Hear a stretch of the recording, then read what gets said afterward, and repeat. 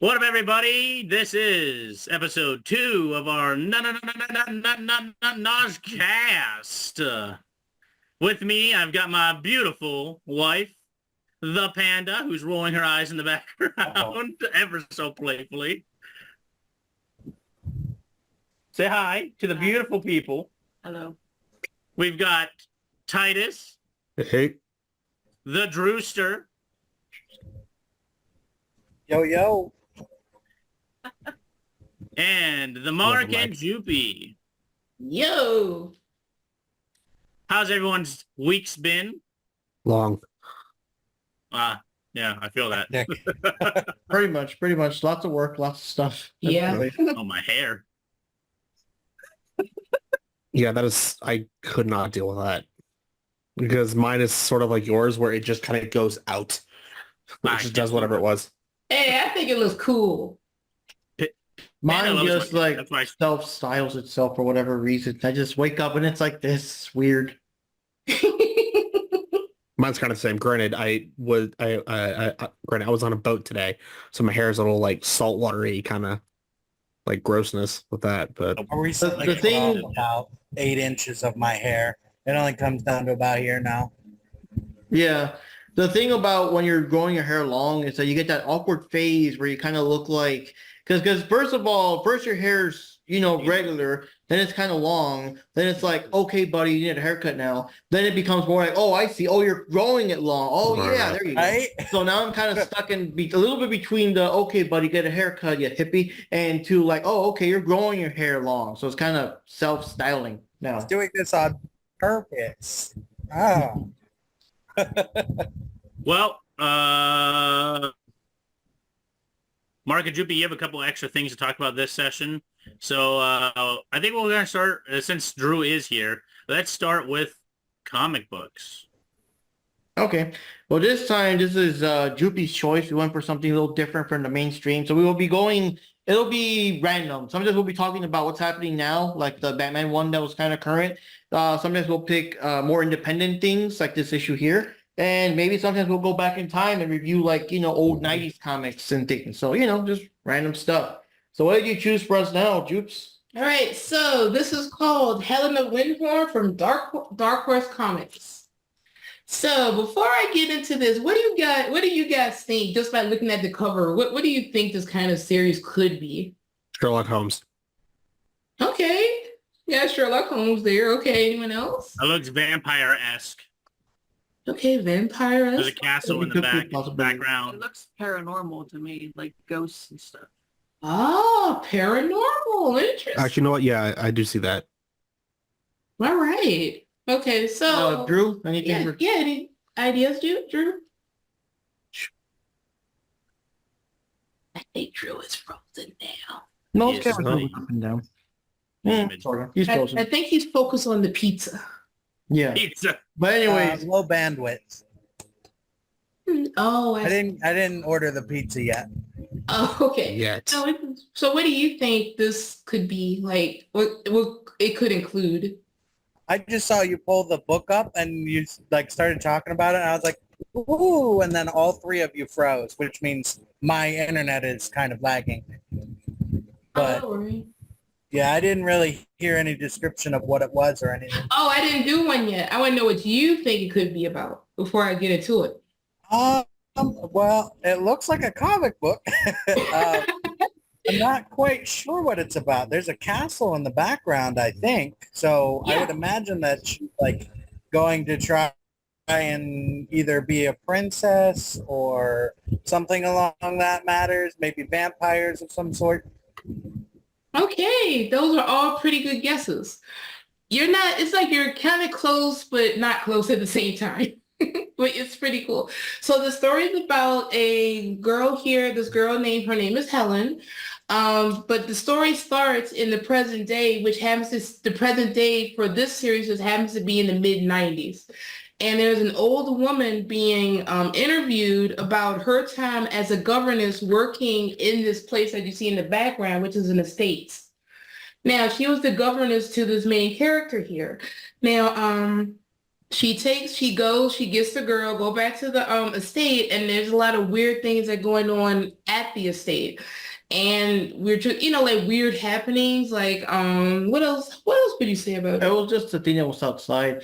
Well, basically what's going on is yeah, it's kind of like if you guys see Titanic, that same thing. It's like the old lady telling her story. It's kind of like that, like Jupe said. So I think her name was Lilith. Lilith was in Lilith charge Eccleston. of Helen. Helen's like this teenage girl is just doing whatever. And Not teenage though, because if you look at her, I still say she's probably a young adult, maybe in her 20s or something. But they never actually say what her age I thought she is. was 16 or something. I don't know. Well, I don't think so because she was able to drink and smoke. But she wasn't supposed to. No, but it looks bad because the story takes place in the past between 1935 and 1941. As a general sense, it looks bad for women to smoke, period, back then, regardless if you were of age or not. Well, they kept like touching in on that. When I read it, they kept touching in like, are you too young to be doing that? Are you too young to be doing that? Like, I don't know. But anyways, her dad died and she was like in prison, I guess. That's where Lilith finds her and takes her to the estate and everything. And this girl just smokes and drinks to the point of just, being passed out drunk. And at least for now, because it's all new to her, the butler introduces them to all the 700,000 whatever rooms this place has. And all she cares about is the room that has all the liquor. and she's all, dude, she grabs a bottle of the liquor and just breaks it and drinks it straight up till she passes out. Yeah. Like, Oh wow. I know. But yeah, there's weird creatures and stuff outside the mansion. So that's part of the mystery, like why they're there, what happened. Yeah, and the main thing here is that Lilith, who I said was the governess that had to get her and take her back to the state after her father died. We know how her father died, but the circumstances surrounding it hasn't been revealed yet. And this estate belongs to her grandfather, who's away at the time. So the thing that's weird is that it seems like Helen, this girl here, it just seems like she's never actually been to this estate before because of the way she acted, like, so maybe she never visited her grandfather and all of a sudden her father dies, who happens to be a writer, and she goes back to this, forced back to this estate. Now, while she's here, she keeps talking about having she keeps saying that she's seeing monsters. So everyone is just chalking it up to her having night terrors or just, really bad dreams. But towards the end, the governess Lilith, she actually sees what Helen sees. But the monster is defeated by someone very unexpected, but we aren't going to spoil that. And we just, then that's when you go back to the present. She's like, yeah, that's when things really started. And, then it goes into the next issue, which we do not have. Yeah. And the kid that was interviewing her was kind of like, I forgot how he phrased it. It was kind of like, okay, but what really happened, with the monsters and stuff, that's like the made up stuff, right? And he said, no, it happened. It actually happened. They do exist. So it's kind of like, Ooh. Yeah. So right now it's a 6-issue miniseries. Issue 3 is coming out soon, but the thing that got us is that for some reason, maybe they had limited print copies or they just maybe underestimated how popular this series would become. Issue 2 is hard to find. It is sold out in every comic book store. I checked Amazon and eBay.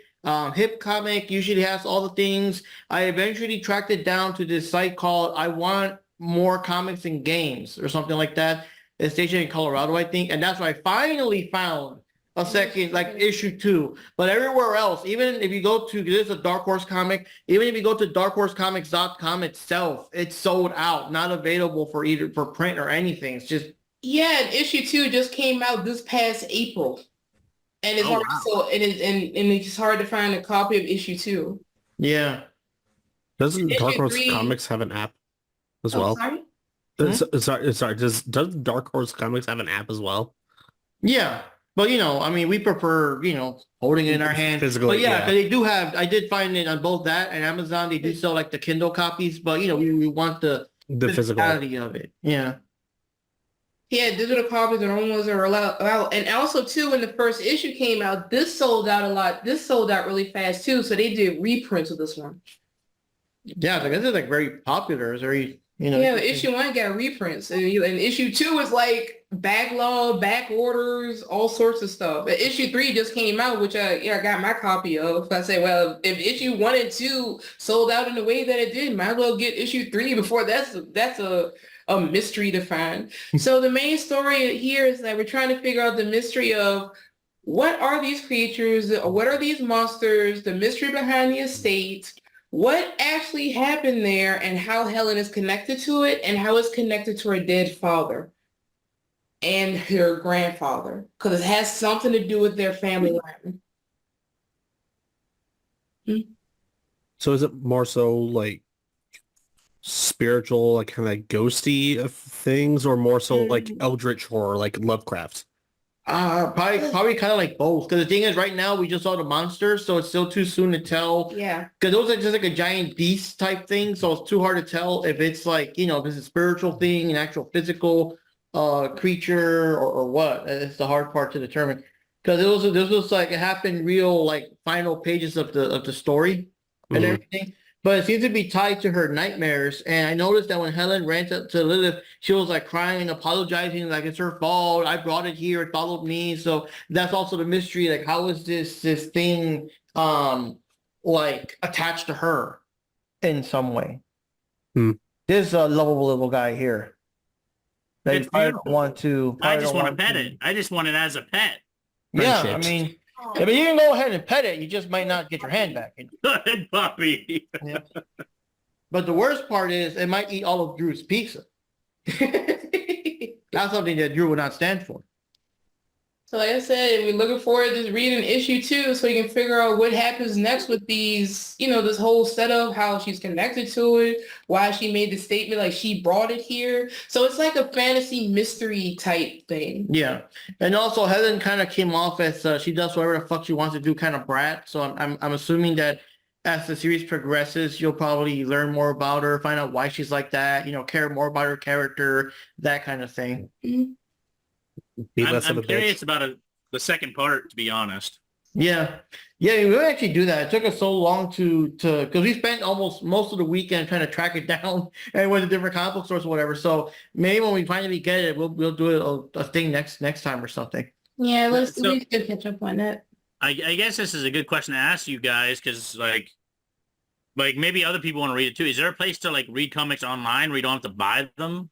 Well, there is you said maybe go to Dark Horse's site and there could be like a digital copy Yeah. of it. If you go to darkhorse.com, they got digital copies there of 1 and 2 and whatever. Is And it about the also, same price, free, more? See, we'd have to. I think they still charge you $4.99 for that, but at Amazon, I've seen it for $2.99. But it's not any more expensive. Yeah, it's around that because most of the days, unfortunately, the days of comic books costing 65 cents are long behind us. The average comic book nowadays costs anywhere between $3.99 to $4.99. Yeah, the other one. But it's not. That's good. At least it's not more expensive on the web than it is, in paper. That's also still decently cheap because, I mean, other than talking about inflation, because that's also partly what it is. Granted, I haven't really been to a comic store and actually bought comics, especially any like new ones recently at all. But even then, in my mind, it's like, okay, everything's so expensive. If I want to get a comic book, it's like $15-20 per. Can we take that? Oh. Like that's what I thought in my head. But so it's kind of nice to hear the fact that it's still, $5, $4, $3, whatever. It's still like decently inexpensive. Yeah, Yeah. it seems like the more expensive ones if they're just bigger issues in general. Yeah, sometimes you'll get death of character or interest of some character that's supposed to be big, and the issue might be double size, so that one might cost $6.99, $7.99. But the usual price is $4 to $5 nowadays. Yeah. I forgot how much. Of the I forgot how much this was. regular floppy comics that aren't oversized or hologram covers. Yeah, hardcover. Yeah. I might have to steal one. And also the way we got this one is that back on May 4th was Free Comic Book Day, and they had the our comic shop, they had a certain thing where each week they were doing a different theme and they were selling a packet of stuff. So this one was I saw fantasy sci-fi, so I just wanted to bought the whole pack, just had a whole bunch of comics. It was for $10 or something. And this was included with it. And I was kind of interested. So I read it and I was like, oh, saying, where's issue 2? You don't have issue 2, you know? And That's awesome. I might, I don't know. That's another thing that I have to buy, but I really want to get into comic books. I just wish there was like a free website to like read them on. You know what I mean? Like, especially the older ones, like, I don't want to pay. Because like me, I'm going to want to go ham. Like with my ADHD, I'm like one of those people that like, if I start something, I want to keep going. So if I buy one comic book, I'm going to want to read the whole dang series. And Just super hyper fixate. Yeah, it's going to be like $50 out of my pocket because I'm going to be like, okay, I'm going to read this one and then this one and then this one and then this one. And then forget about it in like 2 weeks. Marvel. This is why I can't do DC and Marvel stuff. It's just too much. But if you go like to something more indie and you just start from the beginning, it's easier to collect and keep up with it. See, and I'd be like, the first thing I want to read is Deadpool because like Deadpool is my favorite character, like out of everything, anywhere. So I'd be like, give me all the Deadpool comics, every single one of them. Yeah. Well, Marvel.com and DC.com, they got their mobile things. It's like a subscription, I think. You pay like maybe $5 or so a month, and you know, while you're subscribed, you can just go through the whole backlog. If you want to do it that way. It's just for me. I mean, me personally being, you know, the OG style, you know, I just don't want to be flipping through my phone, reading the pages that way or on a Kindle. Or I want the thingy, you know, want to look in my hand. You know? I have a Nook, and I have the Nook app and the Kindle app on my iPad. Mm-hmm. That's just too new and stuff for me. Yeah, for me traveling to Japan and stuff, that just made things easier for me since I didn't have to carry, you know, the extra books and things. Yeah, it's just extra weight that you have to worry about to get on a plane. Mm-hmm. Yeah. Even though, yeah, it's comic books, but I mean, you only stack up so much. I mean, it adds up. Yeah, so the comic I've been getting lately, of not counting the modern day stuff, is I've been trying to collect the full Power Girl run from, I think it was 2011 or around that time, 2010, 2011. Her run, they got cut short because of New 52 and everything. And I got almost all of them, so I'm slowly tracking them down either online or comic book shops. You know, we had a cool comic book shop called, I think it was called Stories, was that one where I found like a couple extra ones. Of course, I hit Ben Wookie and Comic World for those too and all that, so I'm getting them. And I've also started collecting my old Batman comics from the 90s, the ones I grew up with. Like it was like issue 144 around that era was what the stuff I was reading before I left Chicago and stuff. It was a little bit before Bane got introduced, and when Tim Drake was still just learning to be Robin. There was a part where he was with Bruce in the Batcave, but he wasn't going to be Robin just yet. So there were stories of him learning and stuff, while of course Batman was doing Batman stuff. You know, so that whole era, I want to try to find it little by little. That's what makes Tim Drake's character interesting. Yeah. But anyways, I'll leave the floor to you guys as we move on to other things, or any thoughts you guys want to throw out there. I threw out my thoughts. Does anyone else have any thoughts? Oh. No. No, not really. All right. In that case, we're gonna. I did want to add that I can see the appeal of having them in hand rather than digital, but that's about it. I don't know. I mean, the only thing that kind of bites about digital is, I mean, the advantage, of course, is the storage space, because obviously if all the comic books are online, like I would have, I guess, have my whole collection online. But the thing is, I don't think there's a way to really buy them, isn't it? Like, it's like a subscription. If you like not subscribe for a month, you don't really want the digital one because it's not quite the same. I feel you. Yeah, if you don't subscribe for a month, your collection goes poof. If, like, let's say Comixology or something goes out of business tomorrow, whoop, there's all my collection. You can probably download some digital copies, just not in the proper way, like I've done back in the past, which I learned my lesson. I will not be downloading manga and comics and all that stuff from that time period. Yar, me mateys, it's time to find the Batman and Spawn and Deadpool out in the 7 seas. Yeah. Actually, one thing I did want to add was, you know, you talking about, of course, you want to have the physical thing in your hand. Was I remember it was from, I I don't remember if it was from like a convention or a movie or anything like that. But Stanley had mentioned that someone had asked him like, hey, like as technology kind of goes on, like where do you would you prefer to have the comic book in hand, or would you like, do it on like digital online or anything like that? And he said, well, comic books are like breasts. They're nice on a screen, but I'd rather have them in hands. See, this is I was why like- we like Stan Lee. That I is was like, that's good shit. Excelsior! what Oh that? God! Imagine the girl. What are you doing? I'm just making sure you're a true believer. Oh my God! Enough said. Oh God. Heavy. Okay. Yeah. Next topic. Oh. That's why we love Stanley. He respects the movies. Gosh, you. And this is why the podcast is not for kids. Sorry, children. So sad. Gotcha. All righty. So before we continue with the pre-planned ideas, I did want to go around and talk about something in specific, which was things that we're looking forward to in the future. Because, we always look forward to certain movies, games, anything nerdum. Okay. So this is something I've been looking forward to. This is a new board game by Rove. Not by Rove. That's called Rove. By Addicts Games. And I've been keeping my eye on it. I've only pledged at the $1 selection for now. But the amount of stuff that comes in this board game is phenomenal. The artwork is absolutely amazing. They got standees. They've got look at this artwork here. This is the board, it looks like, or maybe part of the story. I'm not even, they've got stickers for the things that you do in the game, it looks like.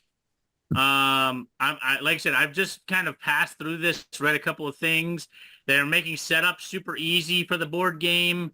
And it's just kind of something that I'm looking forward to. There's a lot in here. And it's not expensive at all. This looks expensive from someone that's never played a board game before or hasn't bought a lot of board games, but that's actually a pretty good price for everything that's included in the game. And I just kind of wanted to show it off because it's definitely something that I think people should look into. I'm hoping that, I can get a copy, pledge it to a higher level and try it out at some point because it looks great.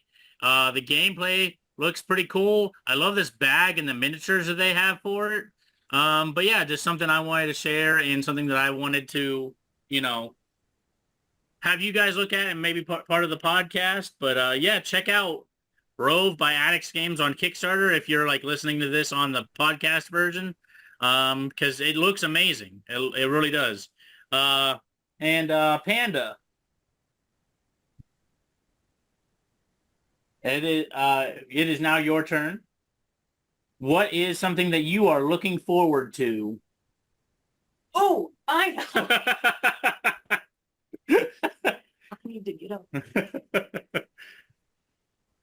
I am looking forward to playing Dragon Age. Board, technically? I forget the.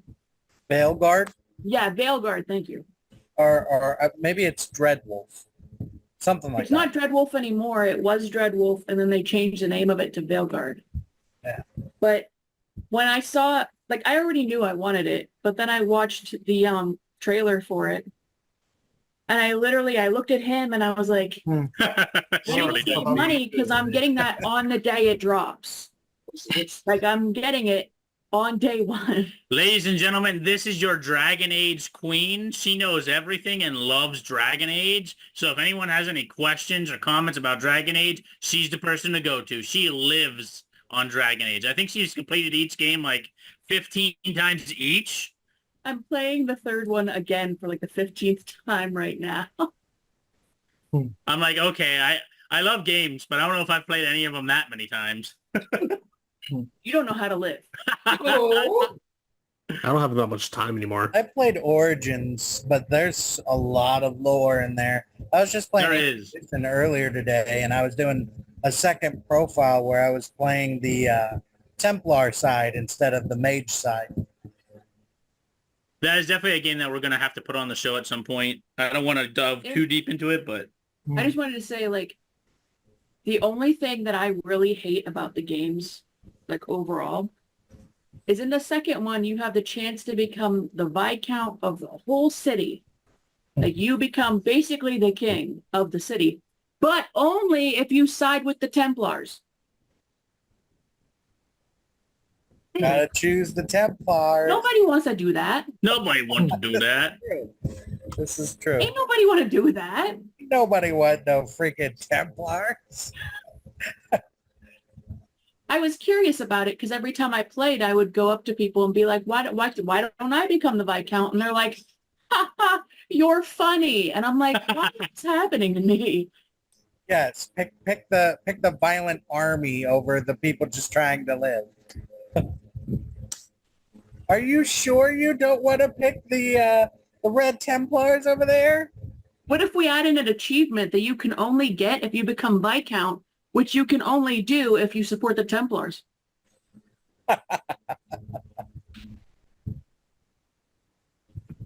So 10 out of 10, excited for the Dragon Age 4, technically? Absolutely. Yeah. So I got a lot of stuff I'm looking forward to. Coming this fall. So first of all, I'm sure most of us here are excited about Wolverine and Deadpool, or Deadpool, Wolverine, whatever. Deadpool 3? Yeah. Yep, there we go. But when it comes to video games, mostly fighting games, there's a lot of stuff that I'm excited about. First of all, they announced the second year of Street Fighter 6 DLC. And actually next week or so, we got Bison coming back with amnesia and forgetting what he is and everything. Really? Very interesting. But we also have coming down along the year, so we got Elena coming back, finally a character from Street Fighter 3. A lot of people have been complaining that Street Fighter 6, like no one from Street Fighter 3 has appeared, so now we got Elena. But of course, Right? I forgot, yeah. yeah. But the big deal is that Terry Bogard and Mai Shiranui from Fatal Fury and King of Fighters, by extension, are going to be appearing as guest characters in Street Fighter 6. And that's the first time that Street Fighter in general, not the other Capcom games, I mean just Street Fighter, is the first time they've ever had cameo characters that are not from Capcom. Because, of course, they got the Final Fight characters, and they had Akira from Rival Schools in Street Fighter 5, but they're Capcom properties. This is the first time we're going to have non-Capcom characters in the Street Fighter game as actual selectable characters and stuff like that. So that's awesome. And That's actually super exciting. yeah. On top of that, we thought that King of Fighters 15 was dead because now SNK is shifting all their focus to the upcoming Fatal Fury City of Wolves, a brand new sequel for Fatal Fury, the newest Fatal Fury game, first time in like almost a decade or so, I don't know, lots of years. It's coming out early next year and also for the PS4. So for people that haven't yet gone to PS5, it's also going to be in the PS4. I was actually pretty surprised. But the thing is, they just announced that they are going to have another couple of characters left for King of Fighters 15. There's more DLC to look forward to. But the thing is, the guy also announced a special character that will be revealed for EVO this year. And we're not sure yet, but a lot of people are saying that due to the speculation, due to how Capcom is allowing Terry and Mai in Street Fighter 6, what if we see like Chun-Li or Juri or someone from Street Fighter in King of Fighters 15? That'd be fucking badass. Like, who knows? And then we're open to it because their Samurai Showdown game had like Baiken from Guilty Gear. So they're, as a case, a bit more crossover friendly than Capcom is. So who knows? And then the biggest news for retro fans, I'm not sure if you guys have been a fan of the series, Capcom is finally announcing a collection of the entire X-Men / Marvel / Versus series. And some of these games have either not been on many consoles or just like, those hard to get forgotten consoles like the Dreamcast and the Saturn and stuff like that, or they've only come to American consoles but ported very badly because it was during the PS1 era where they couldn't handle the character switching, mid battle and stuff like that. But I'm pretty sure the Saturn would be able to handle that. They needed a special RAM adapter to make it work. Even for right? Saturn? Yeah. Wow. Yeah. But anyways, so this collection is going to include X-Men, Children of the Atom, Marvel Superheroes, X-Men versus Street Fighter, which is very hard to find anywhere. Marvel Superheroes versus Street Fighter. I don't even know that one even had a proper console version, to be honest. Marvel versus Capcom, Marvel versus Capcom 2, and also to celebrate the fact that this is the first time that Capcom ever did a collab with Marvel back in the day, the old Punisher 2-player beat-em-up game. Because that was like the first time they had like a license to use Marvel. So all those games, one big collection, no date yet. It just said, coming soon in 2024. But like any retro fan, anyone that's played at the very least, X versus Street Fighter should be excited about this because some of these games are just lost to time. They're delisted. Marvel vs. Capcom 2 for the PS2 probably costs like over $1,000 or some crazy shit if you happen to have it, which by the way, I did find a copy. But it's big news for retro fans, man. Oh. And that's what I'm most excited about, like for the time being. I guess for me, what I'm looking forward to is issue 2 of this series. So I can finally read issue number 3. All right, so with Helen, I'm looking for issue 2. I'm looking forward to issue 2 of this. I'm also looking forward to the rest of this series. It's called Forgotten Runes Wizards Cult, so it has another fantasy element to it because wizards and magic. And in issue 2, they're actually playing a board game that made you think of Dungeons and Dragons, but who knows? But anyway, I'm looking forward to being able to collect all of this series because issue 5 should be coming out later on, coming out soon, but I've only read the first 2. And that's all I can think of currently that I'm really, really looking forward to. I would like to read more of that, and then I can share that here for the comic section, at least the first issue.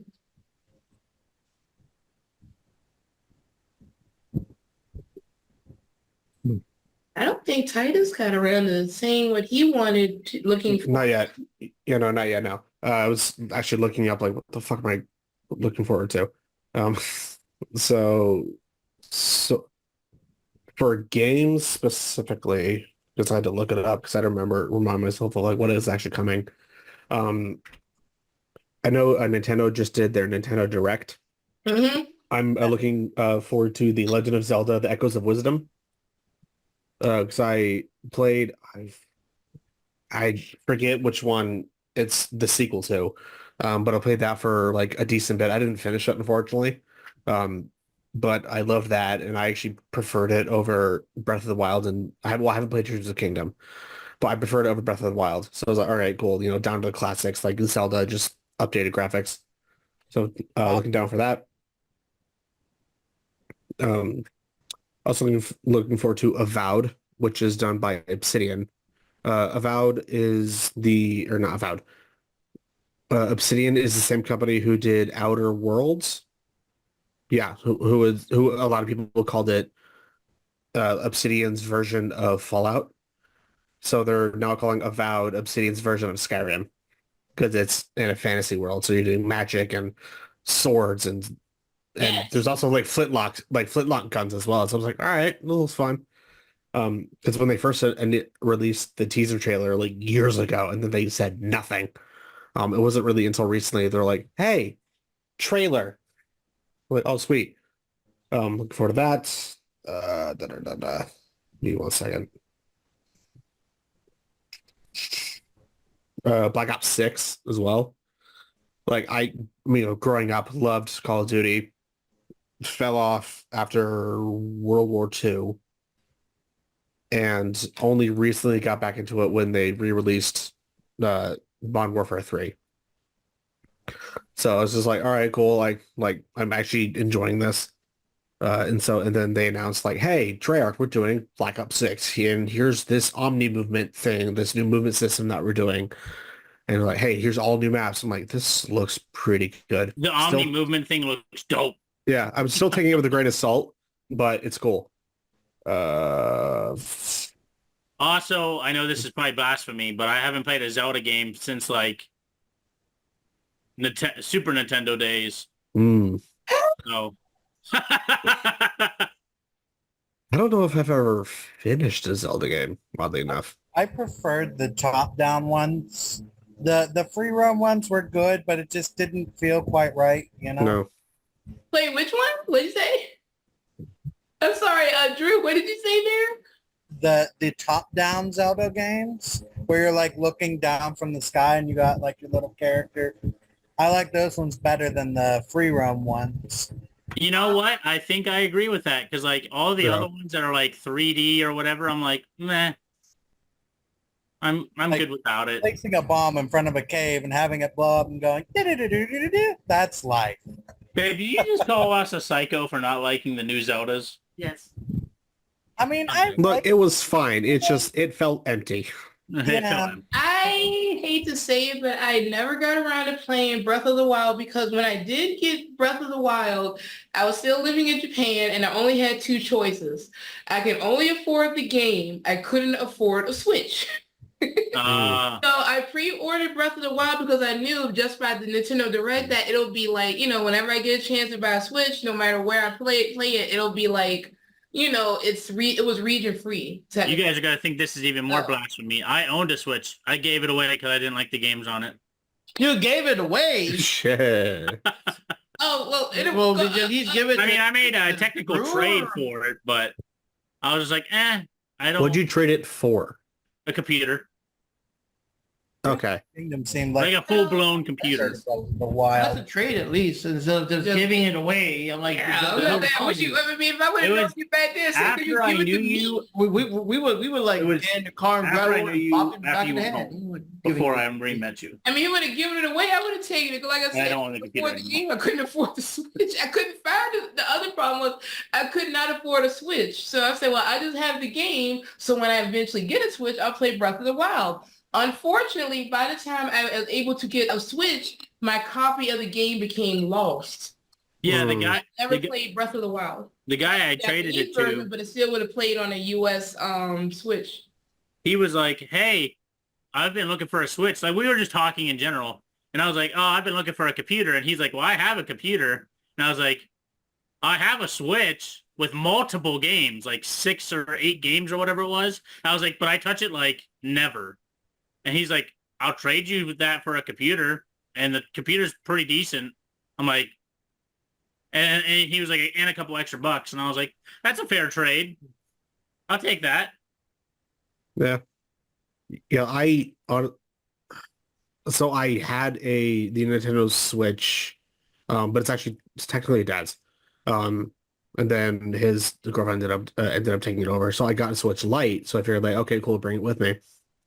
I didn't realize I've barely touched the Lite. I think I prefer having the ability to put it on a big screen. Mm. But so I figured like, okay, I'll just get the OLED. I haven't gotten it yet, partly because A, it's a bit expensive. But I get it, sure. Is it gonna fuck me? Probably. But also like there's been rumors about like, oh hey, Nintendo's gonna be coming out with like a new Nintendo Switch with updated blah blah blah. So I was like, do I wait or do I just get it now? Like I don't, so I'm like up in the air about it. It's like, Um, when is it coming out? That's the question. Exactly. Like, yeah, how long, would I really have to wait? It's like Yeah. it's like back in the day, like people would wait for like the PlayStation or the Sega Saturn, or you could have gotten a 32X. And most people it's like, why should I get a 32X when I can just wait for the Saturn that's going to be coming out, or even PlayStation. But go sticking with the Sega, you go with the Saturn, since it was coming out soon anyway. So it was a waste. The 32X was a waste. Yeah. Okay, I'm showing my age here. I'm actually Whatever. And I then, didn't like how you had to like get a Genesis, plug in the Sega CD, plug in the 32X. It's like, oh my god. you had to have all of those to use the Connections.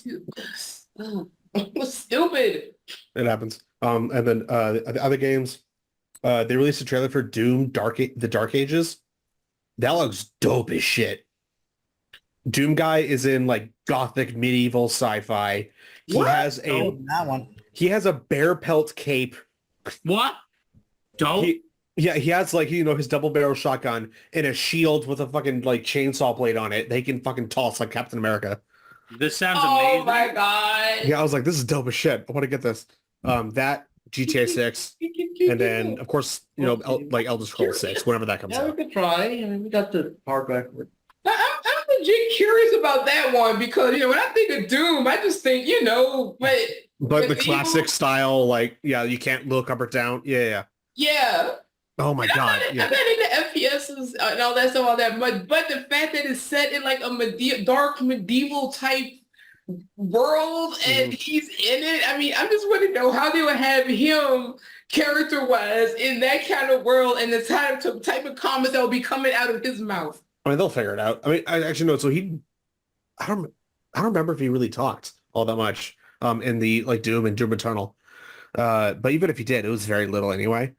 But yeah, I played the original Doom. It was or not the like I played the original Doom, but like the newer updated Doom. Mhm. Played that. That was fine. Played Doom Eternal. That was better. I honestly didn't really finish it because I just got busy with other things. But yeah, I saw that. I was like, I need to get back into Doom again. That was dope. Yeah, Doom is a cool series. I always get like it's one of those series where it's too hard, but you also can't stop Yeah. because it's not like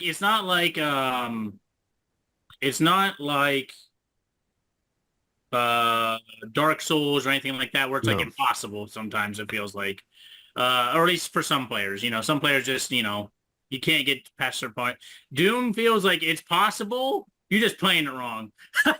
Yeah, you just kind of have to like follow the patterns. It's almost like a rhythm game in a way. Yeah. And if you don't, then you mess up and that's on you usually. Like, I know Dark Souls is supposed to feel that way. Like, it's like, oh, if you fuck up, it's your fault too.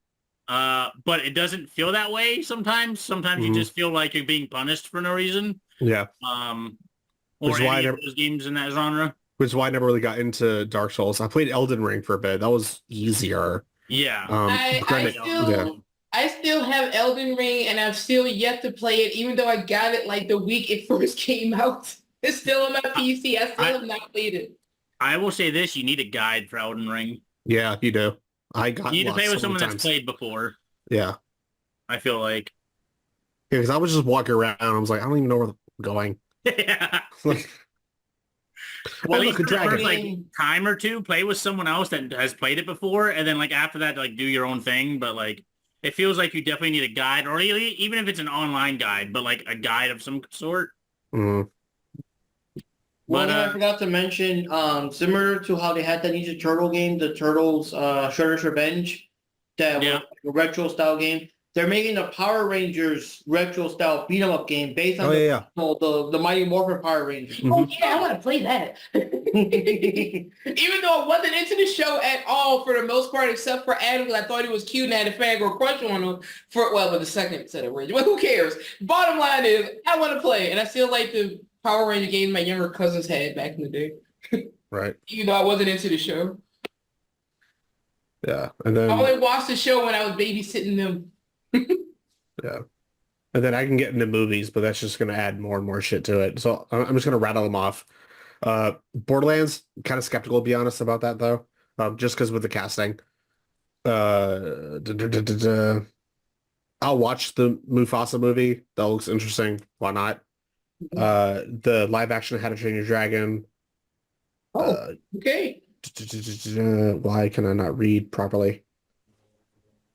Where the fuck did it go? Lord of the Rings War of the Rohirrim, which I think it's supposed to be an anime. I've seen like screenshots, but I'm not sure if it's just like someone did the art in anime style. I'll still watch it either way. The second Joker movie, which I'll probably when is that coming out? it says October 4th of this year. Oh, we are going to see that. Yeah, I'm more really curious at this point. Yeah, The first Joker, right? Yeah. Okay. All right. Yeah, the first Joker was fine. I haven't watched it since it came out in theaters. I've seen it about twice. Well, I saw it in theaters, then I watched it at home with someone else, and then I watched it a third time with somebody. So Yeah. yeah, But- 3 times. I've seen I it. saw it like 3 times. I saw it twice in theaters.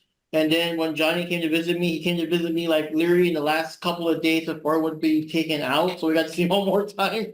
Yeah. But yeah, so that and then where the fuck did we go?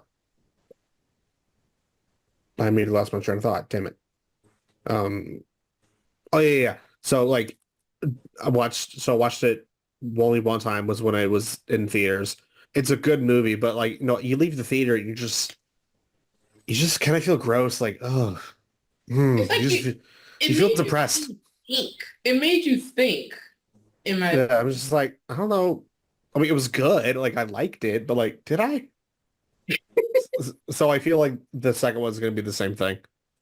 So I'll probably watch it once and then maybe not watch it for a good long while. Yeah. And then actually, yeah, that's pretty much it. I would say It Takes Two. Inside Out 2, but I already watched it. Highly recommend. Mm. It's so good. It was actually, I need to. yeah, it made me cry. It was also the first time my girlfriend ever saw me cry. Oh gosh, wow, that emotional, man. Yeah. I mean, well, I say cry. Like I was in the theater. I wasn't like bawling, but like I wanted to kind of keep it like. But you know, manly tears. What? Well, no, it's not even that. It's really just because like I didn't want to make a whole lot of noise in a movie theater, Mhm. so I was just holding it in. But like it was still just like kind of coming out. But I wasn't making a whole lot of noise. It was fine. But yes, such a good movie. I mean, granted, it's Pixar. Like they barely do any wrong. I mean, they should take the up challenge. Who can watch the up little For the first 5 minutes. the perfect, yeah, who can watch that without crying? Challenge impossible. Mm. Oh, I've never Yeah. seen it. Oh, it's they're being I mean, I know what the story is about, but I've never seen the movie. yeah. But you never seen Up or Inside Out? Mm-mm. Neither? Oh, Wendy. What? What? Oh my God. Okay. I have no kids. Ants? Point. We'll make sure you watch on Wendy. Mm. Not, Alrighty. And not that I don't have kids. And no, that's a bad excuse. It's just more so like I just never. I don't know. Disney and Pixar just haven't had much interest in general. I mean, I only saw Frozen because I got taken to the movie and I didn't know what Frozen was. So oh my God, they're so good. I mean, like, sure, they're made for kids, but like they are very well aware, like, hey, there are parents watching this as well. So you'll notice like things that, of course, the kids wouldn't notice as well. Pixar is very good at that, like, especially. And they hit on like emotions that will still hit a kid, but it hits worse for adults. So I'm not going to get into spoilers, but Inside Out too, because they even tease it in the first Inside Out of like, hey, Riley, the main character, Yeah, one of the girl. yeah. So one of the producers said she's not she's not the character, she's a setting, because they're in her mind. oh yeah. But yeah, so of course in the first one they're like towards the end they're like, hey, like she's 13, she's gonna be hitting puberty, and so Inside Out 2 is like, hey, puberty's happened. She's getting really good at like hockey, because like she was really into hockey like in the first movie, Yeah. and she's now trying to relate to high school kids to hopefully become their friends, but she's got new emotions of embarrassment, envy, anxiety, and ennui, which is boredom, which is what every like high schooler goes through. Mm. And it really gives you like an actual picture, like a visual picture of like, hey, this is giving you an idea of what's happening in your head. And not only that as well, they like Pixar has said they've done a lot of research, even with the first one as well. They've done a lot of research with other like multiple psychologists and people who deal in psychology to be like, hey, this is what we're doing, and they're making sure that it's accurate. Mhm. I like that. It's so good. I appreciate stuff like that when they actually go out of their way to like research so they can have as close to accurate source material as possible for what they want to, focus on. without being all superficial about it. Because I hate the stereotype, like, like with the teens, or like, oh, life sucks, yada yada yada, as opposed to posing it in a way where it's like the emotion is complex, the brain's still developing, the hormones are crazy, and you're just trying to figure things out. Yeah. Yeah, so there's a bunch of like things that makes it easily digestible for kids, and of course adults as well, but there's also adult jokes. Not adult jokes as in like, ooh, like adult jokes, but jokes that usually most adults get because they've just had life experience. So I was excited for this new pizza from Pizza Hut, and then I opened the box, and I'm not so excited for it anymore. Oh. What type is it? Well, I'll show you. Uh-oh. Is it the hot honey pepperoni one or? So that's the pizza in several thousand segments. What Is that the how heck it got did to they you? do to it? I don't quite know. Oh, it was Spider-Man. He delivered it to you because he's swinging from building to building, like in Spider-Man 2, the intro. Pizza time. Yeah, I don't Pizza quite time. know why it's like that. I guess it's just because of the tavern style that it was listed as, I guess. What's it called? Huh? What is What? it called? So that was supposed to be their pesto, whatever, and then I added stuff to it. So I added their new pepperoni cups and their chicken sausage, but I don't know why it's cut that way. Yeah. Another thing that I was looking forward to is Dragon Age Veilguard. We already talked about that a little bit. Oh, yeah, And Dragon Age. Magic the Gathering Assassin's Creed. They started doing spoilers for that, and they're actually really good cards. I can't wait to play them. Cool. But it's that one, right? I'm assuming. Probably. Yeah, that. Probably. Yep. I got that, and it was in the. It's in the. I got like their pesto whatever one. It tastes good. I just ate one of them. It tastes good. I don't know what they're doing with that cut though. Instead of Pizza Hut? Every piece is a different size, and I don't know what to do with that. It's Chuck E. Cheese's. It's fine. I'll tell you where Pizza Hut is. Yeah, Pizza I, Oh. I can't remember offhand, but I know we've driven past some. Alrighty. Our next topic's going to be board games. I'm going to show you guys Pandemic today. Luckily, I have this board game. It's an amazing board game of a pandemic. You know that thing that happened a couple years ago? In fact, on this world map, there's 4 pandemics. My God, we barely survived the first one. No more pandemics. Hello, 2020. Welcome back. Lord, and no more 2020, the board game. So you pick a role to play. It might be a researcher. It might be a medic. It might be a dispatcher. And then you work together basically to cure the disease, which are these little cubes. Let me get them. They just fell down. Makes me cry. These little cubes here. There's 4 different colors of cubes. I'll get it later. There's yellow, black, red, and blue. And there's 3 ways to die. You either run out of cubes of any of the colors. I thought there was 1,000 ways to die. What? I thought there was 1,000 ways to die. Boom.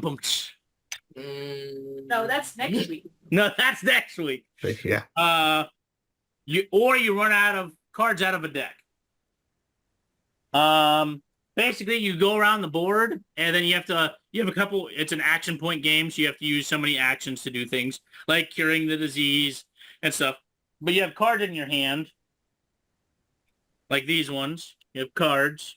And then once you get 5 of one color, so like 5 black cards, for example, or 5 blue cards, then you can go to a research station and cure that disease. Once you've cured all 4 of them, then you win the game. There's different difficulties, And it can become pretty challenging, especially when you run into epidemics, which make it harder. Because what happens in the game is you put the little cubes down to represent that there is a disease.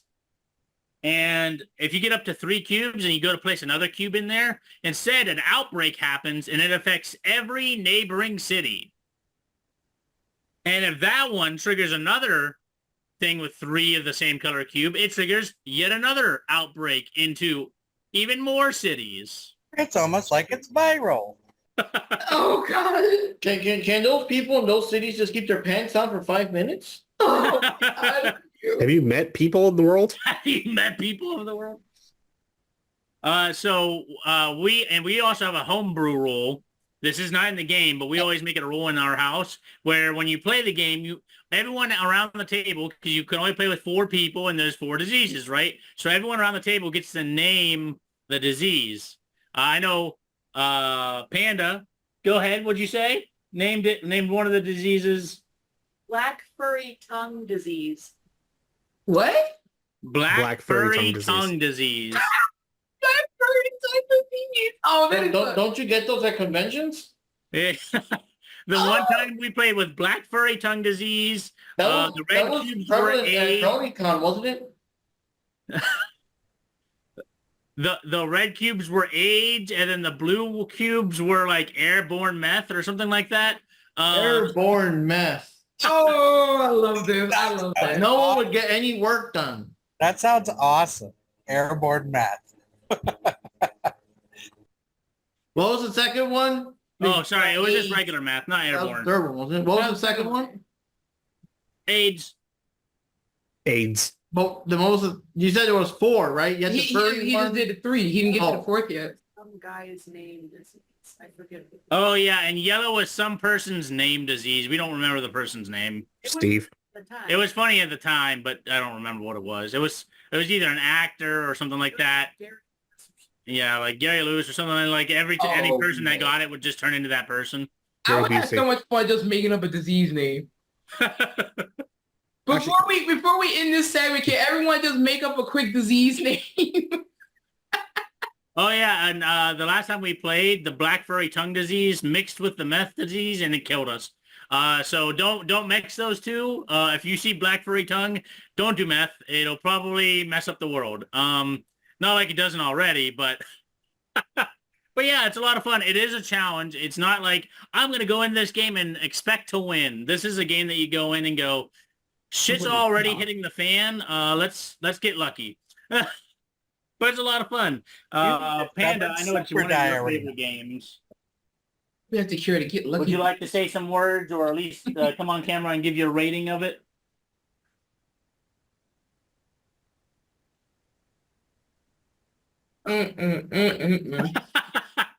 I love this idea of That's a good making rating. up those disease names. It just sounds like so much fun just for that part alone. So, ugh. So Man. Man. there is actually a disease that will give you like a black furry like fungus on your tongue. Mhm. Ooh. So that's where I got the inspiration from for the black dice, was the furry tongue disease. And we made this joke because it did end up kind of morphing with the meth and killing us. We made this joke that people would get high on meth and then make out and just spread the black furry tongue everywhere because they were high. So that's how it works. Yeah. So Yeah. pretty much you're saying that they died because they got high, because they got high, because they got high. Exactly, yeah. Sorry, children. Squish, you played this game, right? You could just nod because I see you're in the middle of a bite. Yeah. I'm just going to give it an 8 out of 10. You give it an 8. I thought it would be higher for you, to be honest. I've played more games recently, so it's like an 8 out of 10. Oh, it's gone down. Panda champions this game. And what I mean by Played it that is like, once. she loves this game a lot. So So she's probably the one that's, setting up these pandemics. Oh, She already got the cure somewhere. Drew said he played it once. I'm going to rate it ironically, also an 8 out of 10. It is really good, but there's times where it's just like, I don't want to deal with that much thinking, because like, if you don't think like 3 turns ahead, you kind of die a lot. And like, sometimes I'm like, I don't want to think 3 turns ahead today. No thanks. It's a good game, but like, it's one you got to think about. And Squish, what do you rate it? Feelings. I would say it's about a 6 for me. A 6 for you. So barely playable. Easy. Barely playable is like a 4. Oh, okay. Oh, Drew, I just checked that tavern pizza is supposed to be cut into squares. Yeah, it is. That is like on purpose. Alrighty. In that case, well, that was Pandemic. That's made by designers Matt Leacock. The publisher is Z-Man Games. Like I said, I really like it. I want to get Panda into the legacy version, where basically when you make a decision, that decision stays permanently in the game. So I want to get us that at some point. But yeah, Z-Man Games makes a great game here, and we're gonna move on to Just a quick question, Poke. How long would you think? Would you kind of wager a session would go? what, tonight? Or No, I'm just saying a play session of Pandemic. Like how long? Honestly, to be honest, if you're really good at the game, probably about 30 minutes. If you're playing with new people, the box says 45 minutes. That's about accurate. About 45 minutes, maybe an hour if you're brand new. How many Or players? if you haven't Like played in a 4? while. It's pretty short, actually. Yeah. But yeah, if you do it with like 4 people that have like played the game like 10 times, you could probably do it in like 30 minutes. That is if no one gets like burnt out. Because like people get burnt out, like they think too hard and they're like, oh, I can't think of what I want to do. And they just sit there for like 10 minutes trying to think of what to do. I'm like, just make a decision. It's like, oh, I give up. Boom. Everybody in the world dies. For that. But yeah. It's a fun game. I love it. So what we're going to do now is we're going to move on to the next topic. Like I said, I think we're just going to, you know what? Let's do this. So I'm going to keep the last topic with... I just want to come in here for just a second. The pizza isn't half bad. I don't know what they were doing with the cuts. Like I said, they're all different sizes, but the flavor's good. Y'all should try it. Well, the thing is the pizza still round? The whole pizza is round, but like it's cut into weird slices, so you'll get like diagonal pieces. Because I saw the thing. The tavern is cut into squares, but the problem is that usually works best when the pizza itself is square or rectangular, like our good old JoJo's pizza. But if it's a circular pizza, I mean, you're gonna end up with weird sizes if they cut it in squares anyway. You know, it's the whole all these squares make a circle. All these squares make a circle. You know, My geometry teacher would disagree with that. I recommend the spicy sauce instead of the sweet sauce it comes with, though. Spicy sausage, you say? The next topic for tonight is going to be Magic the Gathering Commander. I don't want anyone, just so you know, just don't go too deep. We're just going to talk about Commander as a whole, what you feel about it, if you play it, if you don't play it, how you feel about Magic, that kind of thing.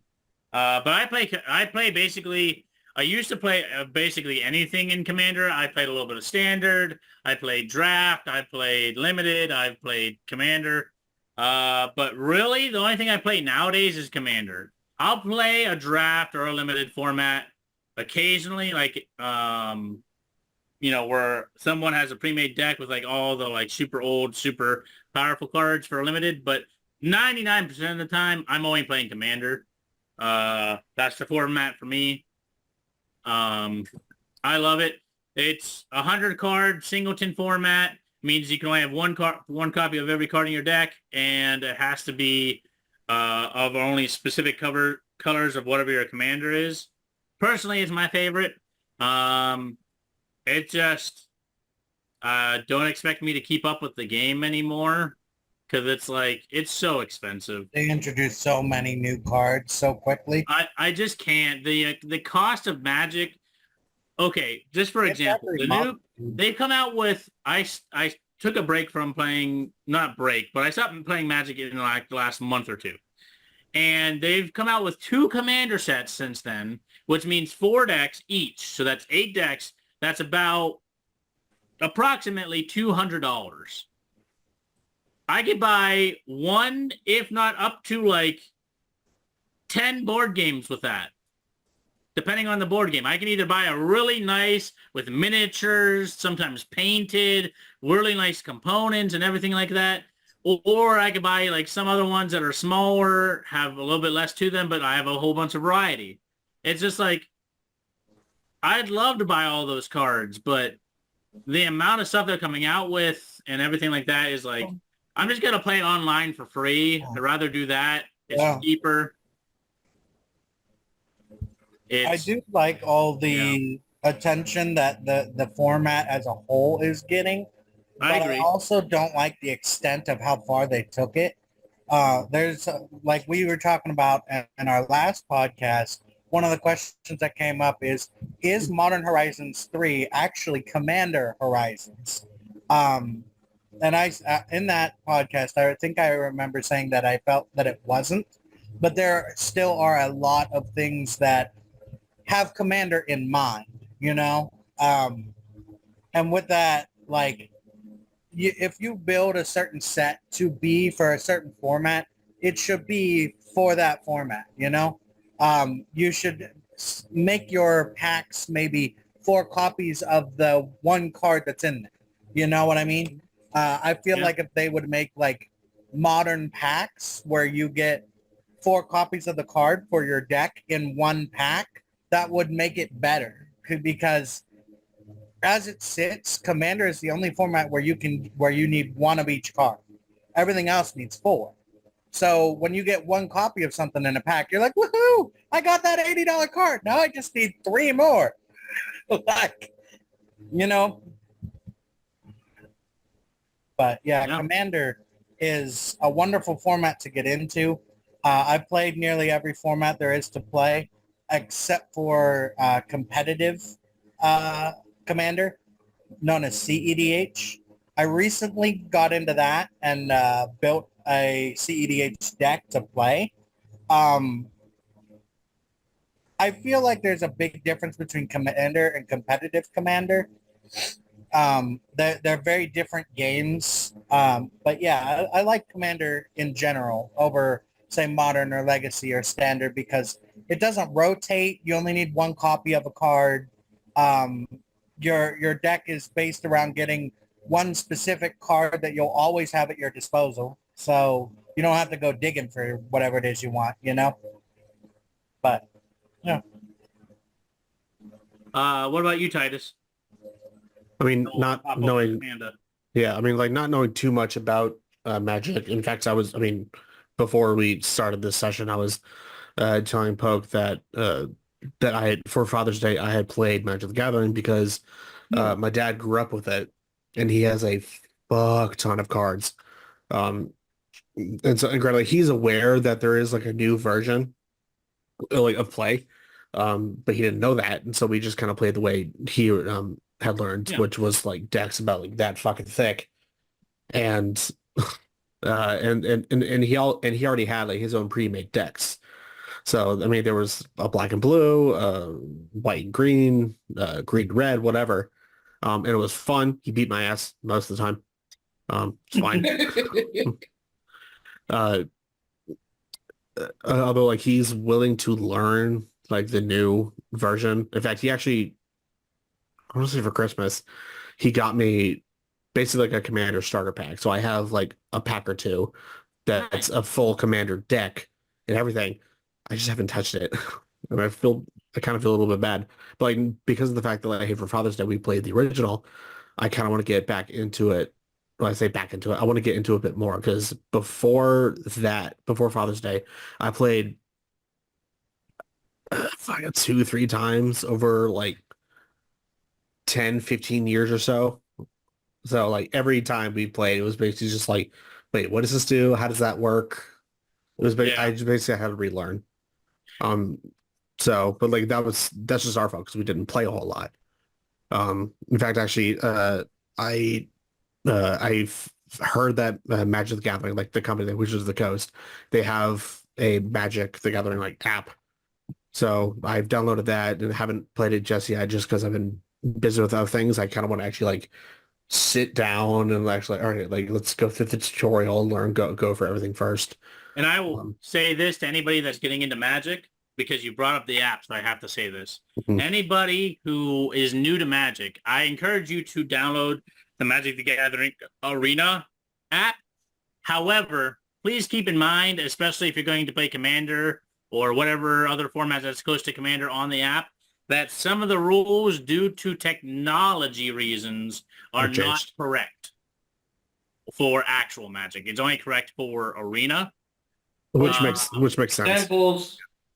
One A of lot which is the like cards that are sacrificing rules. in Arena will have like an A symbol on it, which means that it's been altered or is only found in Arena. For example, Winota Joiner of Forces is not the same as the Arena Winota Joiner of Forces. Also, sacrificing rules are completely different in actual Magic versus Arena. I'm just saying that as a differential. Just because, like, in actual Magic, like, that stuff can go... Like, there's a lot of rules to go with it, and it can almost go infinitely, which the system can't calculate. So they don't put it in, and they just go, it sacrifices once, and then, this is how it rolls every time, which is like, whenever, because I've had someone come up to me later on and been like, isn't it like this way? And I'm like, you played Arena, didn't you? They're like, yeah, well, how'd you know? I'm like, because that's not how the rule works. Yeah. I mean, granted, and as you said, like, yeah, the computer can't really calculate that. I mean, it's the same thing when Baldur's Gate 3 came out. They used the fifth edition rules of D&D, but of course they had to change it because video game purposes. Yep. I have a Like, they question. can only do so much. Mhm. Go ahead. I have a question. So if you downloaded the app, you can still play the games, but like you said, that the app version of the game will have just different rules to how you would play it if you were just playing like the actual tabletop style. Yep. Yeah, Okay. slightly, but yes. Okay. And it doesn't have all the cards. My biggest gripe personally with Arena is it doesn't have all the cards. And I know the reason why, they can only have so much space, so many rules, etc. But they don't have all the cards since the beginning of the game. And again, I play Commander. So if I want to play Commander, I want to play with all the cards. So They're getting better with getting a lot of the staple cards back in there, which is good. But like then they mark them up as a premium to get them. So it's just like, what's the point whenever I have to pay extra just to have a chance at getting this card, Yeah, Or I need to buy a special bundle that's more expensive. Okay, I have another question then. Going back to Magic the Gathering. Okay, so since you mentioned the app and everything, and I'm pretty sure like it is always going to be much better to play in person with other people and physically having the cards in front of you and the die and all that stuff. Now, if someone is like a beginner, as you were saying, like you were saying, if you have the app, you said they have the arena rules, it's different from the real thing. Would you recommend a beginner to use the app just to get the basics in before doing the real thing? Yes. Yeah. It's a good starting point because not all the rules are completely like blown out of the water or whatever. They're just slightly tweaked for the game engine to be able to handle, like Titus said earlier. Yeah. Okay. So it's not that it's completely incompatible. And I would recommend that people start on Arena so they can get a feel for how most of the mechanics work. But there's a lot of things that people need to look at whenever they're coming off of Arena. Like if they're going to paper and someone's like, that's not really how that works. Ask your judge. When you're at these tournaments in real life, ask your judge. Your judge will know how the card works and how the effect works, Now, for competitions, okay, now this is my other question, especially hearing about Commander. Now, when you have the competitions for some of these card games, I'm not thinking about like Pokemon offhand, but for stuff like Magic the Gathering, is it like more so like just whoever wins the game, or is it more so like who does it the fastest? So it's more based on who wins the game, but in Commander, there's like a generalized concept that as long as you have fun, there's not real. It doesn't really matter who wins, you know. But for tournament play, yes, it's whoever can drop the life total to 0 the fastest. In Swiss, which is a specific type of tournament that is the most often found, you'll go for so long based on a timer. And if that timer hits 0, then you have X amount of turns to beat each other. If you don't, it's marked as a tie. Okay. Yeah, that's something I always wondered how you do card games in a tournament and how they determine who's the, the better player. But I just assumed like, like within the time, sort of like when you have like competitive chess, it's like, okay, who can like, do the moves the fastest and I'm actually, checkmate the opponent the fastest. And those things, gee, I can't, my brain could not work in that kind of way with chess. Unfortunately, the timer for Magic is not based on single player turns. Now, you can get flagged for slow play. Like if you're trying to take more time than is needed, you can get flagged for slow play. But for the most part, it's just a communal timer. So like you have 50 minutes to complete your 3 matches of Magic, you know? You also don't have to play tournaments. You can just play casually and not have to worry about that. Oh, of course, of course. Yeah. As far as tourneys go and competitive style, that's what I was really, really curious about. Yeah. Mhm. Well, we already know that. I'm not a very competitive person, so even if I did try to play Magic the Gathering, I became a good player at it. I would not go to competition because I'd be like in Pandemic with what Pug was saying, just make a move already. I'm the type I'll be sitting there and be thinking, wait, if I do, no, that might not. Yeah. Most of the time when you get to the competitive level, your opponent is going to know every card in their deck and they're going to know like how to play it in the most efficient way. So you don't normally get slow play very often. Most people know what they want to do or formulate what they're going to do on their opponent's turn, you know? It can happen. You can have somebody taking forever, but most of the time they already know what they want to do, you know? Yeah. Your Magic is super complicated because even when I was playing with Dad, I mean, like I feel like it's also just of like how the cards are written as far as like what they do or what happens if like this action is triggered. One comma can make all the difference. Yeah, so there was one the card I got was called Guerrilla Tactics. You do 2 damage to the player if they use a card that basically discards Guerrilla Tactics, they take 4 damage, which is initially what I thought happened. But the card that he had, which is actually one of the double cards, because I guess for a while Magic had like on a singular card, they could just kind of basically cut it in half. Cards, yeah. Yeah, it had 2 different cards. One of them was, oh no, it counteracts like counter spells basically like the thing that you're trying to do. And so I was like, okay, well, you take 4 damage. And he's like, no, and he had to reread it. It was because of the wording of my card versus his that it technically didn't count. So I didn't actually even do any damage to him. He just the card was null and void, basically. Like when I put it out. So, I'm sorry. Go ahead. No, I mean that was what it's just the weird word of like, all right, like what is like just I mean, granted, like it's just like, oh, does it go back in your hand? Does it go into like a graveyard to sacrifice, or is it just destroyed altogether? And sometimes they're usually pretty uniform, at least the few games that I've played. But sometimes it's kind of vague to where it could be this, it could be that. Depends on the card, yeah. Some of them will present it as the card was never cast in the first place. Some of them will say like it doesn't have a legal target, so it fizzles, like you play it and it just doesn't do anything. Other times it'll like end up like taking full effect. It just depends on what the board state is like at the time. And so if you go to counter something, right, and they bounce it to their hand, your counter spell still goes off, but it has nothing to target, you know? So it just goes straight to the graveyard instead of going back to your hand. So it'll be just a waste of it. It would just been a wasted card, pretty much. Right. Because the target that you were attempting to hit is no longer valid. Mm. Yeah, and then not only that, it's also a lot of math Because I mean, not because so each round, I guess if you want to call it like a round, you put down a land if you have a land, which is basically the mana that you're using, like your little spell points.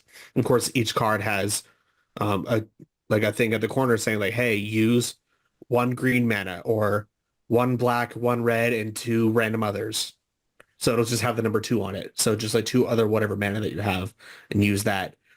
And so, oh, I'm sorry. Go ahead. Go ahead. oh, no, you're fine. No, you're fine. No, so you'd be like, okay, cool. So like one of the decks I played was a black mana and a black and red mana like deck. So some of the cards would be like, all right, cool. Like you need two red and then one black and then two of whatever else, which could be black or red, or if you ended up did playing like blue, yellow, green, whatever.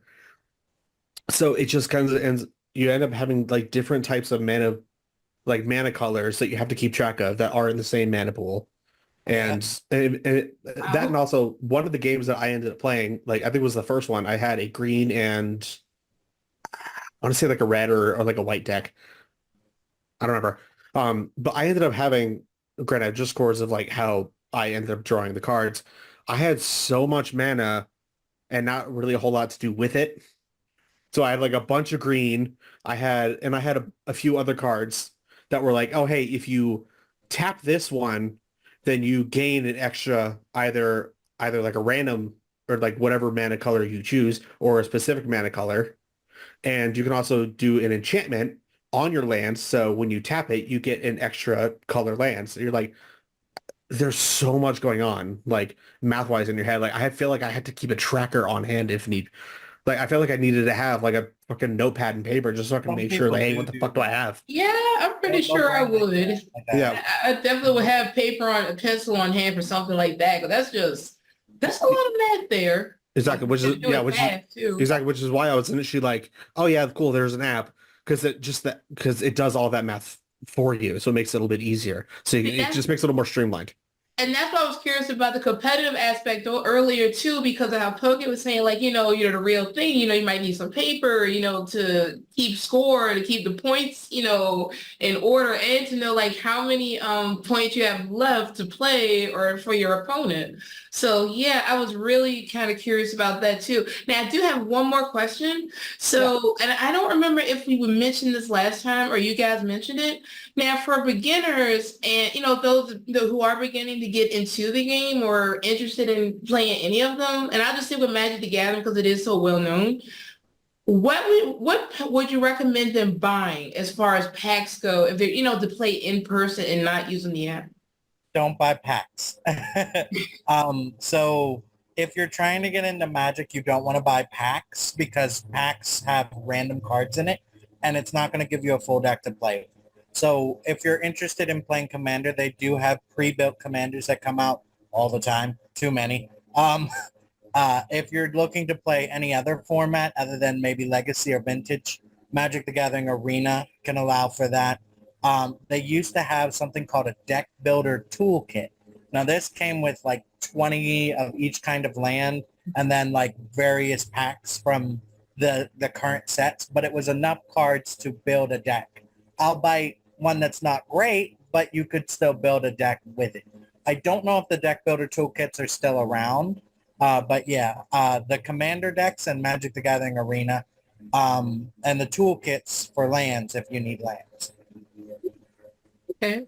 I'm sure there's a lot of people that might be interested in, getting into it, really, that's some good info for them to have because, the automatic assumption for someone that's not really, privy to card games in general is like, it's intimidating. Buy a pack and like see and try to play, then you learn that, hey, some of these cards are worth it. They don't make it very accessible, in my opinion. Yeah. I wish they would bring like, not maybe like the meta, but like something that can compete in pre-made formats so you know how the mechanics work.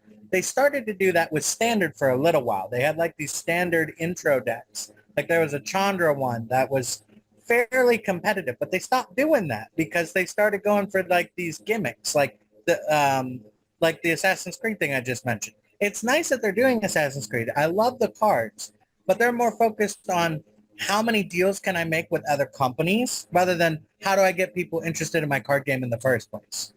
Capitalism. Right. Yeah, Yeah. In fact, actually, I was well, I'm not. I was gonna get into it, but I mean, just because like I know there's, I mean, of course, yeah, there's regular like Magic the Gathering like lore with all of their worlds and everything. Yeah. But I know they've also come out with. I didn't even know they came out with an Assassin's Creed one. I know they came out with like a Fallout one, which I thought was interesting. Considering Fallout's sci-fi. But also they came out with a Legend of Vox Machina, if you're into that, so like a D&D world.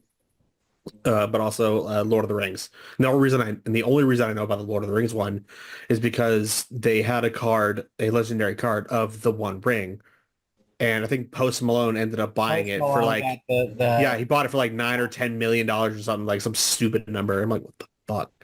but that's what I'm saying though. Like they're obsessed with these gimmicks. Like I made the One Ring. There's thousands of copies, but there's only one card that's marked as the one for the One Ring. Yeah, and it's They an did that Elvish. on purpose so people would go nuts for it, you know? And that card's hundreds of thousands of dollars because it's got a one on it, Mhm. you know? But yeah, I think Magic needs to go back to making semi-competitive starter decks for people to start playing with. Like, for example, if Wendy wanted to play right now, she wouldn't know where to start, you know? So if I still barely know where to start. if I gave you guys like a competitive deck to start with, that could keep up, not necessarily dominate, but just keep up. Like I think that would be fantastic. Yeah. The only thing I can think of, and I don't remember if I mentioned this last podcast, is that like and Grant, I'd also mentioned to someone like, at least in my head, especially even before like really getting into it, even then I'm not really fully into it just yet, is that just to kind of get a better grasp of and understanding, I compared at the very least Commander to Hearthstone, because that's at least how it was kind of described. Not specifically it's like, oh, it's like Hearthstone, like someone told me that. It's just when someone said like, oh, there's like one commander, like your like main dude, and then you have all their minions and then spells and whatever else, and then of course the land for mana. Right. So I was like, okay, that sounds like, just trying to connect it in my head, that sounds similar to Hearthstone, because you have like your main like dude character, whatever, and then you have, yeah, you create their deck and you have all of their little minions and spells and shit like that.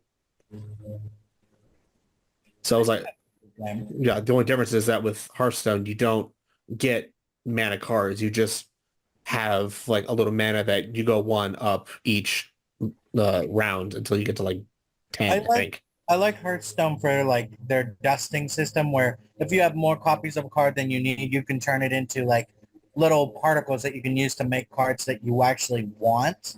I like that. I also like the fact that you can't really mess with the mana too much. You get a fixed amount. Yeah, you have like 10.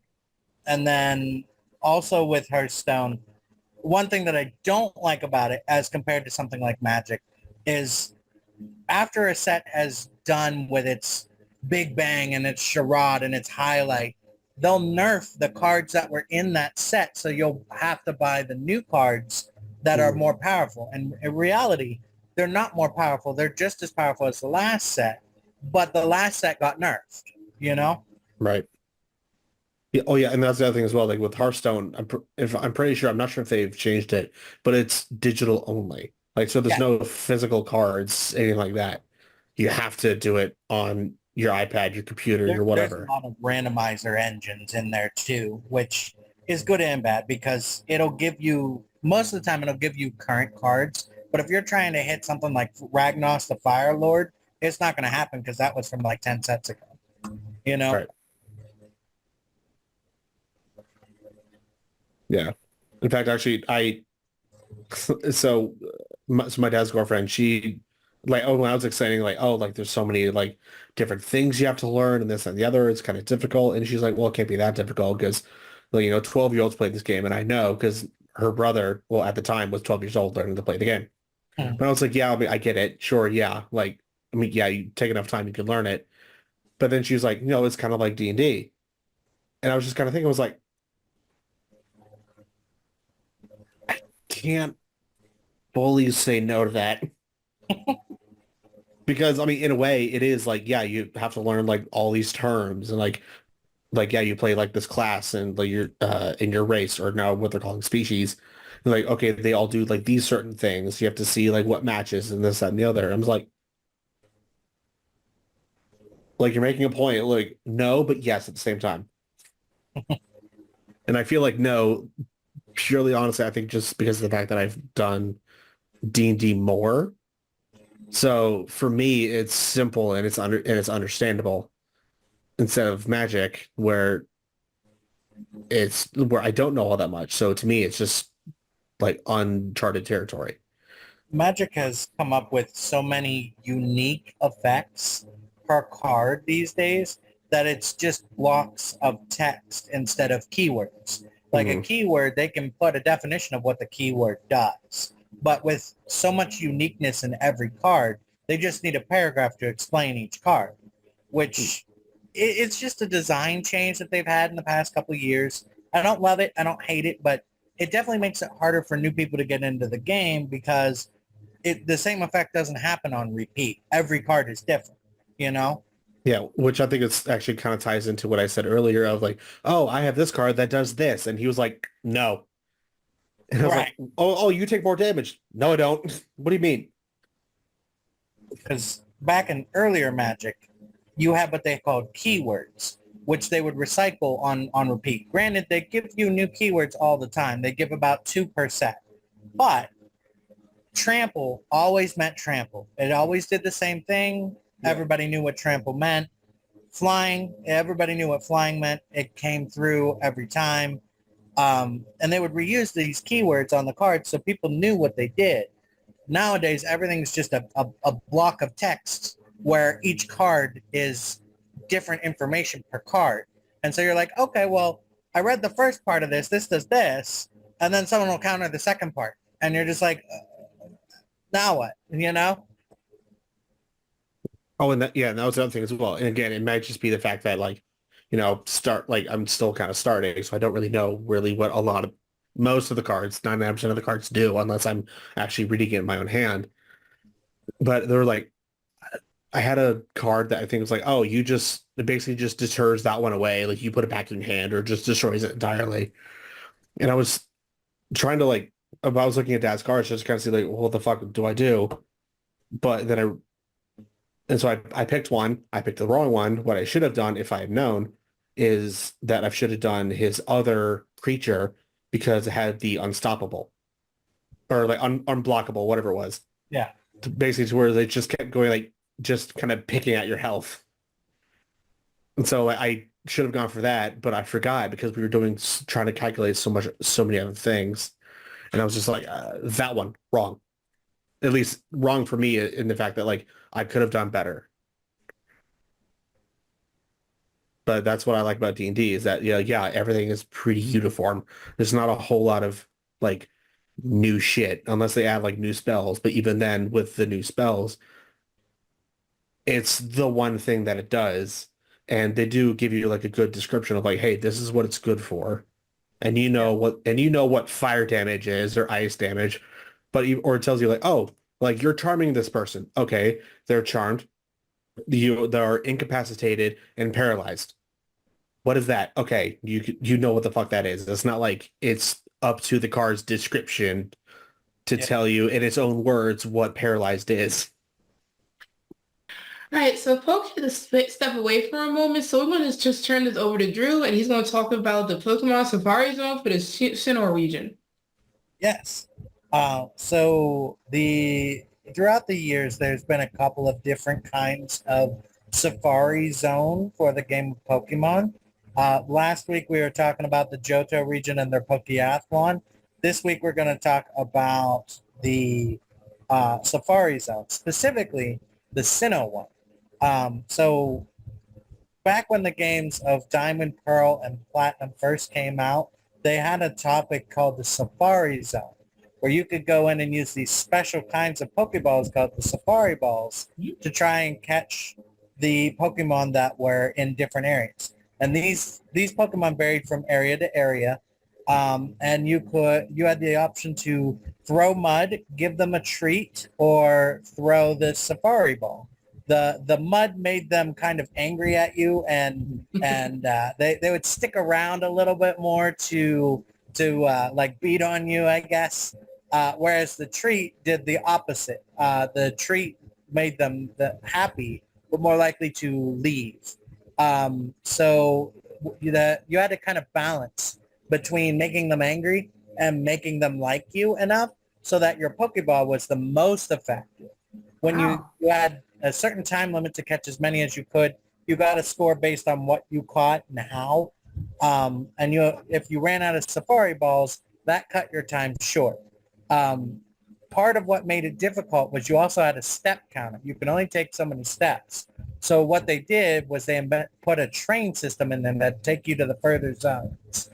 After you get the national Pokédex, the Pokemon in each area also changed. So you could get Pokemon from other regions as well. I kind of like that feature. The Safari Zone did evolve a lot after the Sinnoh region.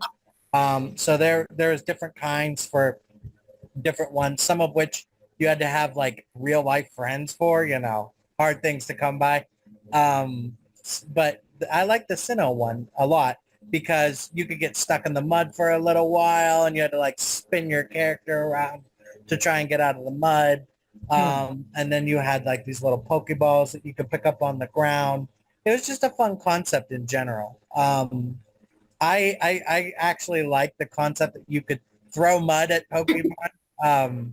So if they were just making you mad, just splat. Imagine doing that to a red Gyarados. Yes. Yep. Eat shit.